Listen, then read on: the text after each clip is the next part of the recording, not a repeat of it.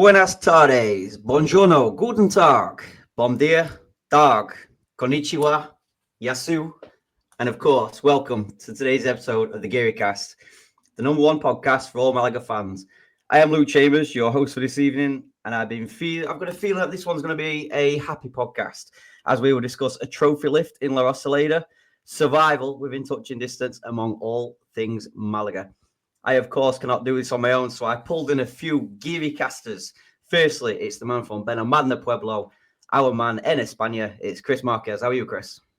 I'm doing very well. The only thing is that you said Guten Tag, and that is German, but you skipped the Dutch. No, it's Dutch, not dog. Is it a separate word? Dog, D-A-G? Dog is you have two dogs. You have two dogs. The one what I found on Google was D-A-G, dog. Okay. That'll do for me. Dog is more by. It's dog. Fair play. How is dog is dog. You look like you're barking at me now, Chris. How is life on the coast? Is dog in Yankee language. Dog. How's life on the coast, Chris? Good. Easy. I imagine it's very good. It's not raining. Yeah, that's all we need. In fairness, it's not raining down this way either. I imagine it might. There is probably a chance that it is raining where our next guest is. So, secondly, he impressed so much the first time he was here on the show. We just had to get him again. It is, of course, the man from Escocia. It's Paul Henahan, also fresh from a weekend on the southern coast of Spain. What a weekend that you had, mate. You forget one thing, Luke. I think you have to announce him in another way now. Because you said we asked him on again. No, we made him part of the GearyCast team now. I was leaving the announcement for yourself. How are you, Paul? I'm fantastic, lads. Thank you. Yeah, it's not raining here. It's actually glorious sunshine outside in Dundee. Wow. And it has been all day. So I think I might have brought the weather back with me over the weekend. You also, you look very happy, Paul. You must be, you've seen 3 points for Malaga, vitally three important points what we're going to speak about. You then went to the beautiful El Pozuelo, where you saw our beloved Torremolinos lift the trophy as well. What a day that must have been for yourself. It was fantastic, yes. It was a good atmosphere there. Obviously looking for Torremolinos to win that game and La Union to slip up, and that happened. Torremolinos won the game easily, 5-0, and then went on to nervously wait until the result came in from La Linea, and then it went their way. And yeah, there was scenes on the park at El Pozuelo. It was a really good day. Yeah, some stunning footage from that game as well. And a very, very important part of this day is you was not the only person to see a trophy lift that day. So where else is there to start other than the trophy lift in La Rosaleda on Sunday? Yes, no need to adjust your sets. You heard it correctly. A trophy lift in La Rosaleda. How good does that sound? This was, of course, after Thursday night's 2-1 victory over Mías Las Lagunas.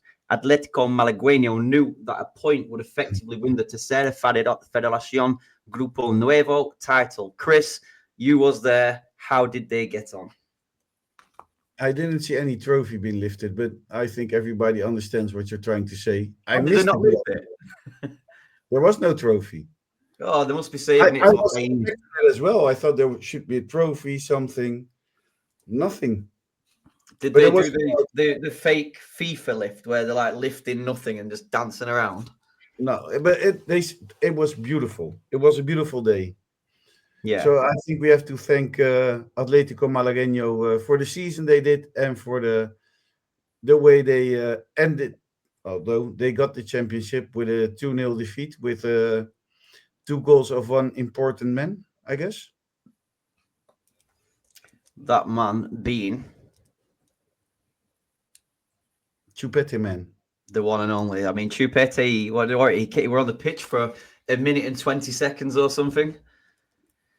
Yeah, I have to say the match in the first half, until Chupete came on, there weren't many chances. I thought it would end in a draw, if I'm honest. Yeah. It makes a lot of sense because they're young players, not used to playing a stadium in front of so many people. It's such an important match for them because if they lost and or draw and took a draw and Jaén would have won, then it all came down to upcoming Sunday in Jaén. Yeah, which They really scheduled it, but to Saturday now. they really didn't need that, did they, going over to Jaén? But I said when somebody put in the group chat that the game was actually going to be at La Rosaleda, I said that this could be a little bit of a negative, new surroundings, the pressure of being put in La Rosaleda. Paul, do you think the pressure maybe got to the lads for the first, 60 minutes? Absolutely. I mean, as you say, it's a different prospect, isn't it? And nervousness as well, having a bigger crowd there, having to perform, knowing that a win would give them the championship, but that extra pressure, probably unwanted pressure. But then I think obviously they maybe settled down and got on with the game, and obviously it went their way. So yeah. Yeah, speaking of Malagueño's home form, listen to this, guys. So they played 17 games at home, or 16 at home and 1 at La Rosaleda. 16 wins, 1 draw, 45 goals. They conceded 3 goals. 3 goals in 17 games. Absolutely unbelievable from the young lads. And speaking of that, Mancha Real, 22 games, 23 goals. Yeah, I mean, I'm not a mathematician, but I've just seen the picture on X, and that is a goal every 69 minutes. I mean, that is fucking insane, guys, isn't it? No matter what level of football he's playing at. and he didn't play all matches because he was a lot with the first team as well. Yep. Yeah, since Christmas, So, yeah, based on that, obviously Malagueño's had a fantastic season. I'll go to Paul first. Who's next to make the step up in your eyes? And Paul, the past 2 seasons, we've obviously seen Aaron Ochoa, Antonito, Isa Moreno, Chupete, more recently Rafa getting a couple of minutes. There's so much talent in that team, isn't there? Yeah, absolutely. I think Rafa impressed me when he came on the other week. Obviously scored as well, but his contribution to the game. So I think he's going to be more involved. I mean, I know he's been on the bench quite a lot recently, and he's only had limited minutes. But for me, he's the next natural step up to come in and start playing on a more regular basis. Certainly in the first team. I think obviously Chupete's started that progress. He got off it was a difficult start for him, but the more he's been picked, the more he's linked up with Lobete, and obviously Antonito won't be there next season. But that partnership with Lobete, since he's come in, getting more service and that, I think that'll stand him in good stead for a proper step up next season. And he will be playing in the Malagueño team. He'll be in the first team straight away. Yeah, I couldn't agree more with you. I mean, obviously, Chris, there's so much talent in that team. You was in conversation slightly with Don Recio, the captain of Atletico Malagueño, who is a fantastic defender, by the way. But is there anybody else who caught your eye at the weekend? Well, you shouldn't forget that I think it's 2 seasons ago. He already made some minutes with the first team, Recio. So he already played with the first team. There's Rafa. There's Rafita. The boy Aliaza, who I think Matt picked out quite a few weeks ago. Also a very good player. Santaella, also a good player. I think it's difficult. I would put my faith in Rafita, Rafa, maybe Recio, Ariazza, and Santaella. Yeah, that's it. I mean, you just need a couple. Santaella, I was very impressed with last season in the Copa del Rey when he played up at Baracaldo. I think he got 90 minutes or 60 minutes or something like that. But the endless talent coming out of Malagueño and the juvenil teams is so important to Malaga to keep the club going. We know we're not going to spend money. We don't know what money we actually have. So to have one of the best youth facilities in Spain. I also think, look, we don't have to go crazy because they did an amazing job. But next season they have to maintain in the Segunda Federacion. Because if you don't maintain there, so you cannot take a lot of players away from it because then it falls apart like a card house. So yeah, for me, you take what you need whether that be 1, 2, or 3 players, but you only take the players what are ready, i.e. your Rafa, who is now is he touching 20 years old, I think? Obviously, Chupete is not a baby anymore. He's ready. If these guys aren't ready at 20, 21 year old, they're probably not going to eventually make it. But there's no point in Malagueño doing so well this season just to get torn apart and get absolutely peppered next season. I do also think that Malaga might have to change their tactics in depending of youngsters. Yeah. Because I think also that the last 5 seasons have shown that it doesn't really work to count that much on youngsters. For me, the issue is when you get these youngsters come through, they're good, they're very, very, very good players. But like what's happening with Antonito now, they're not going to be all players for long. Putting these youngsters in the team, you are putting him in the shop window, Paul, aren't you? For the bigger team. I mean, Aaron Ochoa, if he had a full season fit, there'd be British clubs because of the Irish link. There'd be British clubs looking at him as well. No, absolutely, yeah. Well, I think it's interesting though as well because you're talking there about obviously he's going to come into the first team next year if there's going to be any step up. But what you've got to remember is Malagueño are taking a step up as well. So they're in the next league, and it'll be a test for them as well at that level. And I think that'll be as you say, they're 20, 21, 22, some of them. That'll be the test for them whether they can make it to the next level of the first team by competing, being able to compete at that new level themselves. So it'll be interesting to see how they get on when they first go up, and if any of them have got the ability to take that step up from Malagueño at a higher level into the first team as well. Yeah, totally agree. And I also think that a lot of them players have the problem that we already have, like Chupete, Isa Merino, Murillo, Rafa joining now, Aaron Ochoa. That's already 5 youth players. I mean, you cannot have 5 more joining the first team. No, that's impossible. So I think the 5 that there are now are the ones who are going to stay at the first team, and then whenever there are injuries, maybe they will put someone on the bench. But I don't see anyone getting through to the first team.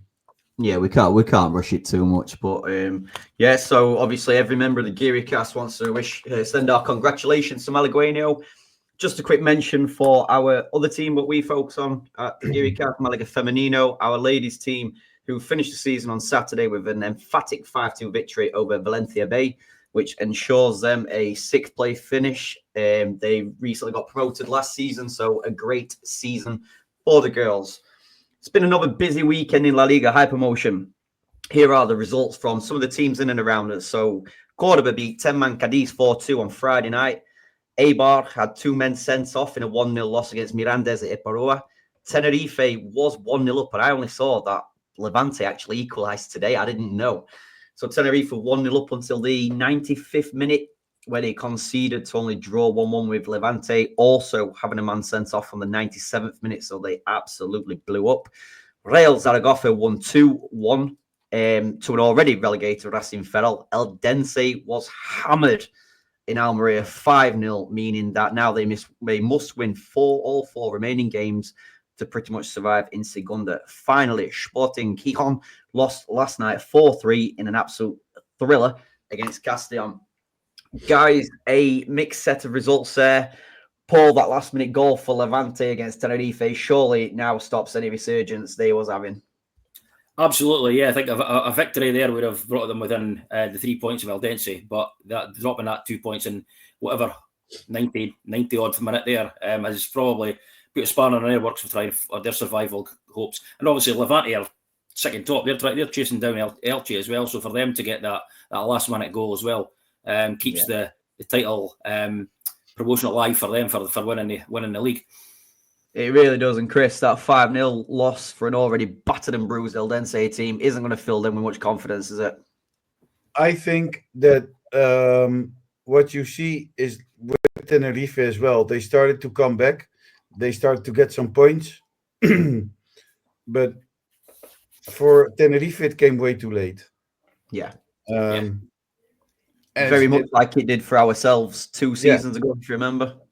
And it was impossible. And will always be impossible because the gap is too big. I think the Eldense case is more the case we had because we were on the edge of relegation. But when other teams win, that does something to you as a player. That, for example, when we won against Castellón, that had to hurt them a lot. Yeah. When we won last Saturday against Granada, I think that just killed Eldense. Yeah, You could see that 100%. back on Sunday. If you guys remember, obviously 2 seasons ago when we were relegated, I think we went 8 or 9 unbeaten, but we just couldn't make any ground because Racing Santander won every week when we won all the teams around. And I mean, Eldense hit their bit of form, which we'll speak about later. Burgos have hit their form. Sporting with the new manager hit their form, although Sporting really are looking in danger again right now. I think that's 3 losses on the bounce. But we had that. I don't know if you remember, Luke. I thought you were there as well, or no? Paul wasn't there. Well, it wasn't there with the meetup. Yeah, Cartagena. Against Cartagena, when we won 1-0, it all started. There was like this possibility. We all started to believe again. Yeah. And for a few weeks, we're doing the calculations. You know what I mean? I don't know if you remember the image. It was the data thing, wasn't it? The Excel spreadsheet. Yeah. That's the Excel. Yeah, the Excel spreadsheet where Excel to salvation, wasn't it? That's the one. And we all started to believe, and the team started to believe a bit. And I think that also happened to Eldense. Yeah.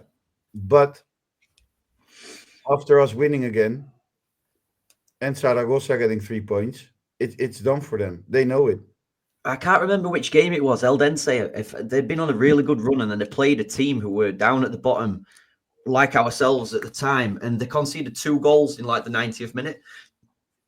And they lost 2-1. For me, that was the moment. Very much like looking back 2 years ago, I were in La Rosaleda for the game against Racing Santander, where Malaga had to win to have any chance. And then Gerardo got sent off about 30 seconds into the second half.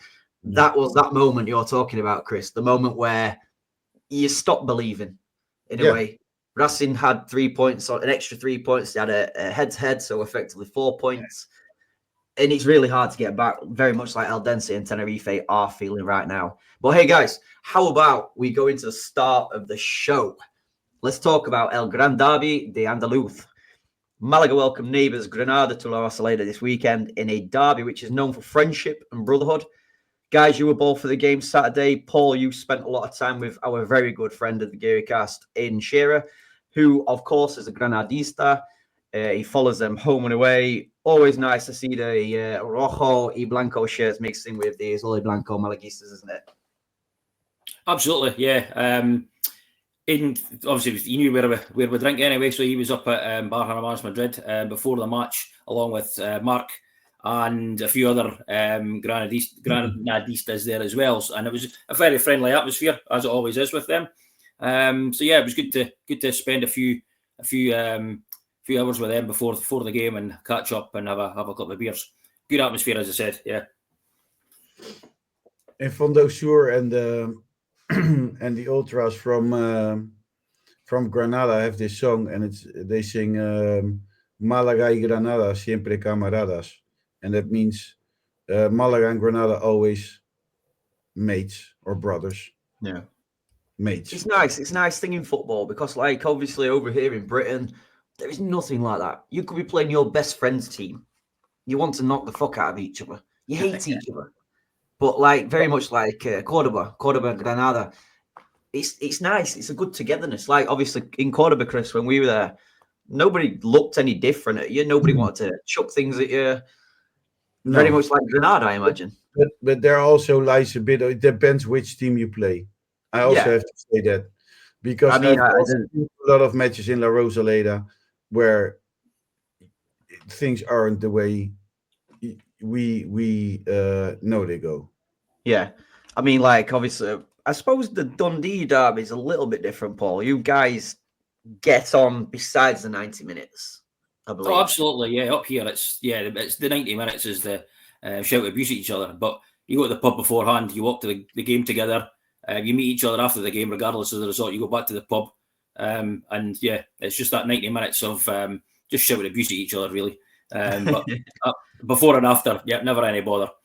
No, yeah, but if you look, for example, at Feyenoord, Ajax, Glasgow, Celtic, those matches are very, very tense. Yeah. I don't know, what do you have in England, which is very tense? Millwall? Literally every game. You could use Doncaster, an example, Doncaster, Sheff Wednesday, Doncaster, Barnsley, Rotherham, anything, even the little team. I never see something about it on Facebook, or I see about the rest of Europe. Without going into it too much, it's all very organized, I believe. I don't know. But let's talk about some happiness. So on Saturday, of course, a real party atmosphere, which we really need to talk about. I mean, this, of course, being the Recibimiento. Chris, you was in the middle of it based on your video which you sent. I've been there 3 times myself. It's an amazing atmosphere, isn't it? And something I believe is very, very important to the players. I think it would be, if I would be a football player, it would be important to me. But if I'm really honest, I don't know what extra it gives you as a football player. It's something beautiful to see. But if you are used to playing in front of 27,000 people, I mean, what is 3,000 people singing on the street are going to do extra for you? I don't know. I hope it does, because yeah, I get that 100%. I mean, I've always been a fan of when Malaga's been poor, how the hell can these players not get up for a crowd like that, home and away? I don't know. They're people as well, you know what I mean? So yeah, they're no different than us, but we are Malaga fans. For them and you have to respect that as well, and that's difficult in a lot of moments to understand that they are people and this is their job. I don't know. Would you be extra motivated going to work and 3,000 people are waiting for you when you arrive with your car? I don't know. I'd fucking love it, mate. I would love it. I think it gives the players a bit of a sense of, I don't know, rather than just walking out into the stadium and see the crowd there, it gives them a bit of a cheer before they get there, before they actually get in and gets that blood pumping. Yeah. But I do feel it also slips away, I guess, because then you're going back to your normal routine. Yeah. I see both sides of the story. I mean, the first time I don't know. The first time I've ever seen it from a player's point of view, David Larrubia actually put a video on his Instagram on the bus, and you're looking out, and I mean, fucking hell, it's quite intimidating for a player when you say you've got hundreds of people banging the bus and police cars. Did you also listen to Inside the Bus? I just heard the banging. I just heard the banging. Yeah, but then you don't hear players, oh yeah, come on, oh wow. It's all very calm in the bus. Yeah, it really was. I mean, Paul had asked you about Recibimiento, but obviously you were still in Bar Hermanos drinking. So I will come. We did because of the Guri Army bus. We didn't get there in time. The Guri Army bus only left at 4:10, so we never made it to the stadium in time. Is that what we're blaming it on? the team were obviously announced. Some people wouldn't leave Parabenza. Yeah. The team were obviously announced now before kickoff. Luis Mia for Manu, Nelson Montaigne for the suspended Alex Pastor, with Murillo moving across the right back in a more 4-4-2, I guess. Happy with this team, Paul? Yeah, I mean, yes, when I had a look at Murillo, I was like, right, where is he actually playing? We figured that out. He'd be playing right back. I think Nelson Monte coming in with Einar at the back is a good move, and Luis Mia sitting in front of the back four as well. I thought it was a good lineup. Obviously, I've spoke with Chupete before about whether he was thrown in at the deep end, but getting that partnership now with Labete, I think he's probably more of a starter than Dione at the moment. So that was good as well. Yeah. So for me, the lineup was what we had and what we required. Yeah, I mean, I'm really, really loving Murillo in the team again. I mean, he played the 10 games last season. He was fantastic. And then he couldn't get in the team for 6 months, got chucked in at the deep end for a game, and he was fantastic in that game. Chris, do you like the look of Murillo? I think he played very well. I like him. I think he has grown a lot over the last 3 weeks. Yeah. He's also, because I've never seen Murillo at this, well, the way he plays now, to be honest. Yeah. I This mean, is you've the got first to. time we see this from him. It's the character of the player when you think about it. He's played the last 3 games. 3 games ago, he was deep in a relegation battle. Massive pressure on the manager. Fans wanting him to get sacked. Murillo's just came in and got on with his job. He's just a defender, isn't he? There's no sparkling about him. He's just a good, reliable player. Well, yes and no, because as a defender, I think you're in the most vulnerable decision or position that you can play on a pitch. Exactly. That's why I praise the character of him. Yeah, because I think you have to be a very strong-minded person and really believe in yourself to go on the pitch against Castellón at home, for example, or against Granada. One mistake can be lethal. Yeah, it just shows the player's passion for the club once more to get chucked in at this deep end and perform admirably like he is doing. So the first 20 minutes, I thought we were great, guys. I really did. Granada barely had a kick of the ball. Then chances coming for Labete, La Rubia, and Chupete. Happy with the start, Paul? Oh, absolutely, yeah. I mean, I think the one thing that stood out for me was it was direct. The pressing game was there as well. And the other thing that stood out for me, and this was right through the game, but more so in the first 20 minutes, was the passing was on point. Playing out from the back, there wasn't any heavy touches. Every single pass made a foot, and it was swift and getting out from the back. But yeah, the direct play overall, but the first 20 minutes was a joy to see. Going at Granada. Yeah, and on the 27th minute, Malaga's great start was rewarded with a penalty kick earned by Chupete, then smashed home by Antonito Cordero, 1-0 Malaga. It was a penalty for sure, wasn't it, Chris? And how well did Chupete do to win that penalty? A very good job from Chupete. I don't know if you noticed it on TV, Luke, but you had to notice it in the stadium, Paul. The whole penalty thing was pretty nice, but then something happened that Antonito took the ball and the stadium started to sing Chupete, and wanted Chupete to take the penalty. Yeah. I don't understand that. I think that's a horrible gesture from the fans. Yeah, it wasn't I'm very not good. big on going against Malaga fans because I think they're the best fans in the world in some way. But this is horrible. I don't understand it. It's not really going to do much for Antonito's confidence stepping up for the penalty in front of 25,000 fans, is it, Paul? No, absolutely not. When some of those are a large majority of those fans are singing for somebody else to take it. Yeah, it wasn't, and especially after the last time, when they got booed and when he was off the pitch, and wasn't great. They even booed him when he scored. I don't know. Yeah, I mean, if you remember as well, Chris, I'm not. Yeah, of course you were there, Paul. It was our football weekend. Tenerife at home, the Rocco penalty. The crowd wanted Rocco to take that. Yeah, what happened? It was one of the worst penalties I've seen in my life. Yeah. So, I mean, again, if Chupete would have gone up for that, I wish he would have scored. It's a very good penalty taken by looks, but if he had missed that, his confidence would have gone bang, straight down. Thankfully, Antonio Cordero's confidence is sky high, and he's a great penalty player. I know he's missed one, but he scored, 4 or 5, is it this season? Yeah, I think so, 4 or 5, yeah. I don't care who takes it. As long as he's confident and he's sure he's going to make it, I don't care. If you're going to Newcastle, if you're going to Piccadilly Circus United, if you're going to play for Dundee, for, I don't know, in Malta or Cyprus, I don't care what team you're going to play for, as long as you take it. Because that goal was very important. Yeah, exactly that, Chris. If you're wearing that Malaga shirt, then get behind them and stick the ball in the net. And anyway, Malaga continued their dominance for the remainder of the half.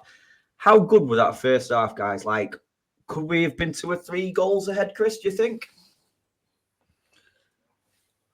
I don't know if it could be 3 goals. I would say 2, maybe, because we were, and I give the team credit to that. We were the better team, but we also didn't create like 1,000 big chances. You know what I mean? But I think on the counter, we were really good on the counter. I think what was great to see from a Malaga performance was we didn't give Granada a sniff. They literally, I mean, again, talking from watching on TV, I know you guys are there, but I can't remember Granada touching, never mind chances, just general play. I can't remember putting 5 or 6 passes. I remember talking to Aidan, and Aidan were very, very unhappy with their performance, but also complimenting Malaga's dominance, Paul. Yeah, absolutely. I mean, I think we should have, just go back to Chris's point, I think we should have been at least 2 up. Chubby had that header in the 12th minute or so where he was on his own. He hit it straight at the keeper. Antonio had the free kick right on the scrot at half time as well, but the keeper made a good save. So yeah, I mean, we dominated that first half. We created some good chances. We obviously got the goal. More than usual. We created more than usual, but also we also didn't create like these huge big chances, but we had a lot more pace going forward. Yeah, well, that's what I've got in my notes actually. We created chances, but we're not clinical enough. No. And that's the issue, I think, and it always gives you that feeling in the back of your head about, right, if we lose one here, which we have done. Yeah. But no, I mean the first half, and as you say, look, Granada didn't get a touch. Einar was winning everything in the air. Einar and Nelson Monte were right up the back of Lucas Boye. Lucas Boye barely got a touch. When he was getting the ball to his feet, he couldn't control it because of the pressure. They only had a couple of crosses from wide, which didn't really bother anybody. Herrero come for 1, 2 of them just floated over. So yeah, the first half is, for me, fantastic. Yeah. For me, we were just confident. Everything about that game, or that first half especially, felt confident. One thing I am not confident about is, so it's obviously always announced just after half time that the attendance, and sometimes it baffles me, 25,850. That's just over 5,000 empty seats. I mean, again, based on what I saw from TV, there didn't look that many empty seats in the home or away end. Surely more than that. You reckon, guys? Obviously, again, you were there. Yeah, I was a bit baffled by that one as well. I think as you said, I believe Granada filled their end as well. I think so. Yeah, from what I've watched the game back on the TV, and yeah, there wasn't many spaces in the away end either. So I don't know where they get these figures from. It's like a raffle, Chris, isn't it? I don't know what to say. Because there are, I know that, for example, the club counts the tickets that go in. But if season tickets don't go, that spots. You know what I mean? I always, maybe you don't see it as much, Chris, because obviously being in Fondasor, it's always mega packed, isn't it? They always turn out. Up where we sit. No, because also in Fondasur, there's a lot of chairs empty. But what happens is that because we are standing, you guys don't see it. Yeah. Because I a lot of times I have 2, 3 chairs for myself. Yeah. Based on the upper tier where we generally sit, Paul, it's very rare you see the seats other than directly across, if you know what I mean, near the Benamayal flag. Yeah, absolutely. If anywhere, that seems to be the area, doesn't it? But some of the numbers just baffle me from time to time. And you have also the part, for example, where the board is sitting. There's also always a few seats empty. Yeah. And for me, in the left corner on the other side, for you, how do you call it? Diagonal? Yeah. There's also a lot of seats empty a lot of times. Yeah, there generally is. I just, for a game like that, I just struggle to see 5,000 fans empty. But anyway, into the second half, and in truth, for me, there wasn't too many real talking points. And if I'm honest, guys, I have absolutely zero issues with that. The points were coming Malaga's way. Malaga kind of coasted their way through the second half and did what they needed to do. Was you surprised that Granada's lack of quality given their league position, Paul? Yes, absolutely. That's what I said to Aidan after the match as well. For a team that's challenging up there for a playoff place, I thought they lacked, I think, a bit of desire going forward and stuff. They brought on Borja Baston at half time, which I thought changed the way they played a bit because they went direct to him. Yeah. But again, he was marshalled brilliantly by the defence. He caused a bit of problems now and again with his physicality. But I mean, that's a team that's going for a playoff position where they are. And the way Aidan said it, he's completely hacked off with the way they played and their whole approach to the game. And lack of desire and quality as well. He said they're never usually short of quality, but that was missing completely on Saturday. Did Borja Baston get the usual loving appreciation of his former time in Malaga? Yes. For anybody who doesn't know, Borja had a spell at Malaga a long time ago, and ever since then, booed for Oviedo quite regularly, I believe. Yeah. But yeah, so full time in La Rosaleda, a huge 3 puntos for Malaga, another huge 3 points, in fact, and fully deserved, right, Chris? Yeah, I think, but I'm not going to say I was very confident of that we were going to win in the break. Were you very confident, Paul?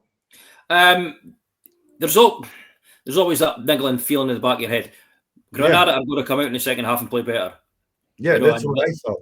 Yeah, and the further it got into the second half, you're thinking, well, they've not actually produced anything here. I think the first real action that Herrero had to be involved in was a cross that he took off Borja Baston's toe about 77 minutes. But then it gets into the 80th minute, 85th minute. You think, here we go again. They're going to start piling the pressure on. They're going to start, putting us under real danger there. But that never happened. Well, I was thinking at work earlier, and I mean, I was very confident for some reason. No idea why. I was very confident we were going to win this game. But I was thinking, if you remember back to Castellón, every time Castellón went forward in the second half, I was shitting myself. Yeah. Whereas I never got that feel from Granada. I just felt like defensively we were very in control of what we had to deal with. It's always that one chance, though, isn't it? You think, is it going to go their way? And we're only 1-0 up, and there's always that one in the back of your head, that niggling feeling. If they get one chance and score it here, then all that good work's going to waste. I mean, Granada is a team with a lot of players who only need one chance. Yeah. They are just the slightest chance, and it's 1-1. It's the experience in that team, and just again they didn't show. I mean, to be fair, Paul, we weren't that impressed with Granada when we went to watch him in Granada, were we? No, absolutely no. They weren't. It's a very poor Real Zaragoza team. Yeah, exactly. And just to go on to the positive side there, though, I mean, they've, as you say, Chris, they've got the quality that just one chance they could score, but defensively we were immense, and we didn't give them that chance. So that was, and the further the game went on, and you're thinking, right, we are actually going to win this, Yeah, couldn't agree more. I think the person who doesn't get enough credit for the work he does throughout the whole season is Einar. Yeah, great player. I think he's our best defender. I'll check it out there. I think he's our best defender. We'll get to that after, yeah. Yes, we will save this, guys, because we've probably got the hardest part of the show in my eyes, the Chumbo Ibiznaga. I know it was said in the group chat, some people maybe didn't want to give a Chumbo down to the good performance, but hey, this is our controversial part of the show. So, who have we gone for, Chris Marquez? I wasn't going to pick no one until I remember some substitution that came on, and I'm going to be honest. Actually, when we started this, Chumbo and Biznaga, it wasn't allowed to choose a sub. Yeah. And I think it still isn't. Ooh, or shouldn't. But I don't make the rules. Nobody makes the rules. We don't know who makes the rules, actually. But I'm going with Yanis Ramani.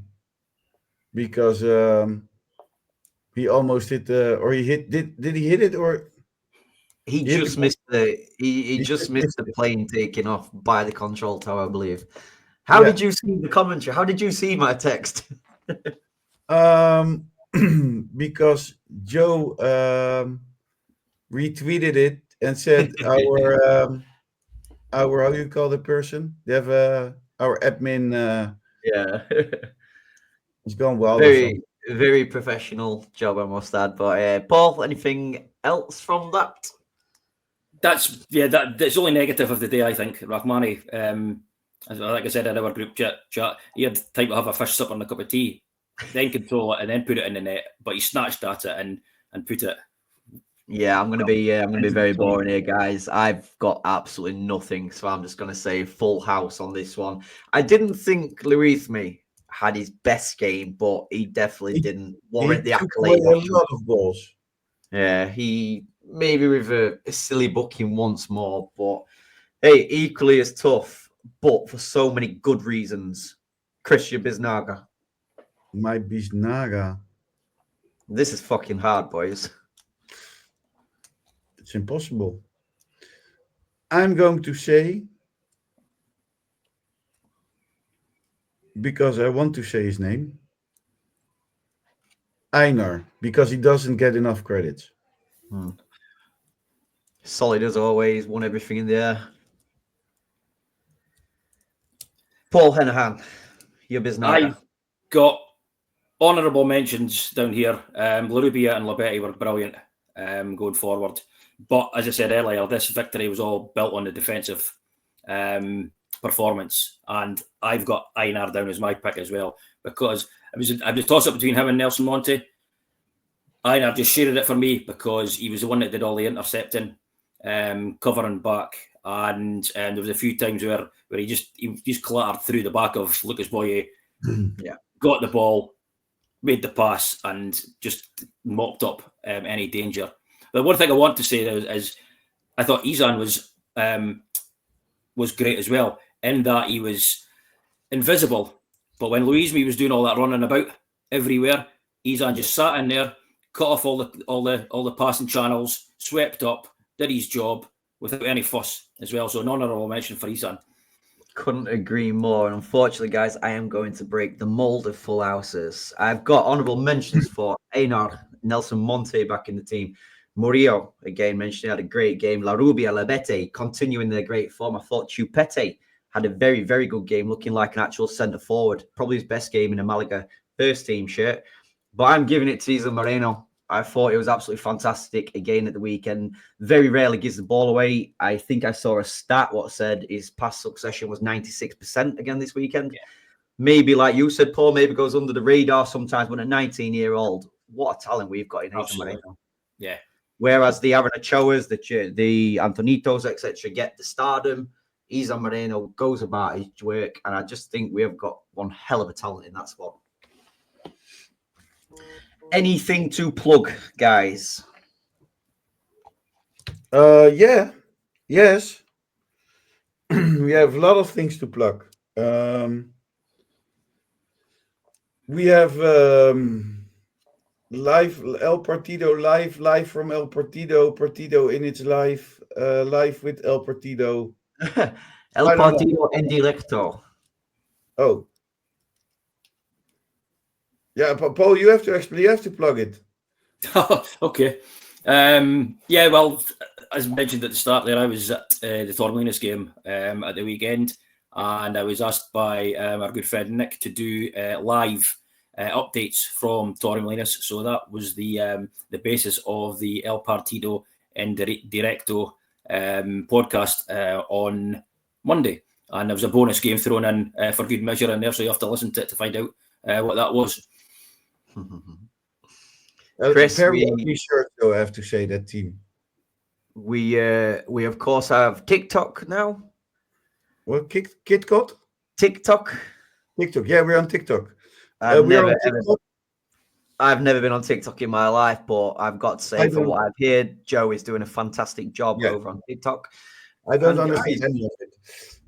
We also have to, because now that we're talking about Joe, we also have to mention that Joe did it for now. It's a for now, so it's not for always. Last England B Team podcast episode, where I think they gave us a bit too much credit. It was like we were, I don't know, name a big podcast. That's how they talk about the KiriCast. Yeah, but they talk about this like we were, like, I don't know. You are Sid Lowe. I am. And Paul is Phil. We've got Paul, Phil Kitchener, Milidis in the top corner there. Yeah, and that's a bit the way they talked about us. So if we got any listeners from them who are listening to the Gearycast now, we're sorry that we didn't get up to your expectations. We did. We've got to be confident, guys. This is it. We've got to be confident. And for these other shows, by the way, please listen to the Gearycast before you start watching these, listening to these other programs. I also have another thing, because there is a book, and the book is called Passion. Yeah, Miguel, our very good friend Miguel. I believe you've read the book, Paul. I have, and it's fantastic. Yeah. There's a lot of Spanish football books out there, but Miguel's done a different take on it. And it's, I couldn't put it down. It was brilliant. I was looking forward to reading it, and it didn't disappoint. Very good, respected friend. What was the difference between other Spanish football books or other football books at all? It was just a different perspective on Spanish football and the Spanish culture.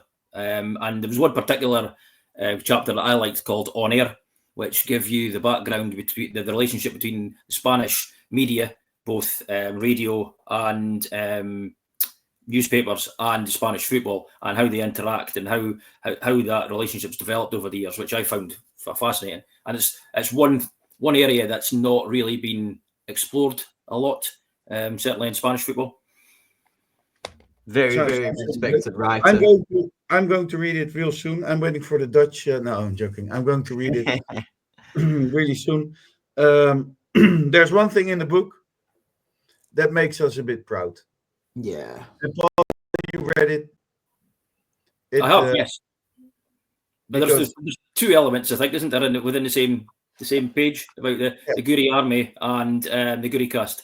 Yeah. Yeah, and Matt being asked. And Matt gets a mention in it. Yeah. Yeah.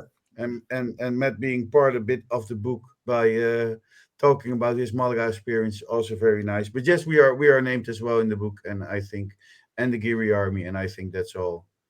I don't know. I've never been in a book before. We should all be in a book if a certain somebody gets it published and gets it out there. I hope this guy's listening. But when we say any plugs, there is normally no plugs. So unfortunately, guys, I am going to pull the plug now, and we can save some plugs for the next show on Thursday. With all that said and done, it's the end of a great weekend for Malaga Club. I would like to thank my co-hosts, Chris Marquez. Thank you, Vamos Malaga. Thank you to Mr. Paul Hennehan. Thank you. It's a pleasure again. Vamos Malaga. And most importantly, thank you to you guys watching and listening at home. If you have enjoyed tonight's episode, please give us a little like, 5 stars or a review. And if you really, really enjoyed, don't forget to subscribe. I am Luke Chambers, and you've been listening to the Gearycast Review Show. Hasta luego, and as always, Vamos Malaga.